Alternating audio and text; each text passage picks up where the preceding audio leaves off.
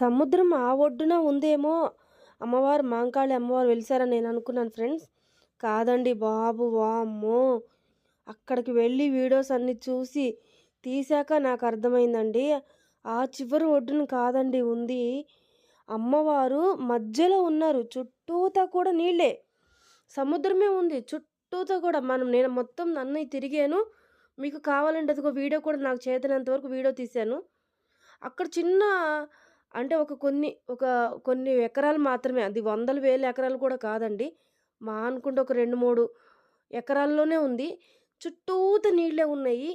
ఒకవేళ by mistake ఇక్కడికొచ్చేసి ఎవరన్నా night ఇరక్కపోతే వాళ్ళు ఇబ్బంది పడకూడదు అని చెప్పేసి ప్రభుత్వం వారు ఉండటానికి అంటే వాష్‌రూమ్స్, తినటానికి ఇలా చిన్న చిన్న దుకాణాలు పెట్టుకునే ఏర్పాట్లు చేశారు. కానీ లేదంటేనా సముద్రం ఒడ్డులో సముద్రం నడిబొడ్డులో మనం ఉన్నట్టేనండి.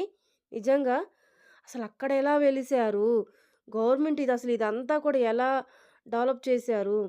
నిజంగా అక్కడికి అమ్మవారిని దర్శనం చేసుకోవాలంటే మనకు వేరే మార్గం ఏం లేదు. మళ్ళీ అమ్మవారిని చూసి దర్శనం చేసుకున్నాక మళ్ళీ రిటర్న్ కూడా మనం రావాల్సింది. అక్కడ ఒక ఊరు లాంటిది ఏమీ లేదు. ఇదంతా కూడా గుడికి సంబంధించిన దుకాణాలు మాత్రమే. Government properties. మీరు చూడండి ఇదిగో నా వీడియోస్‌లో చుట్టూతా ఆహ్, సముద్రమేనండి. సముద్రం మధ్యలో మాంకాళి గారు వెలిసారు.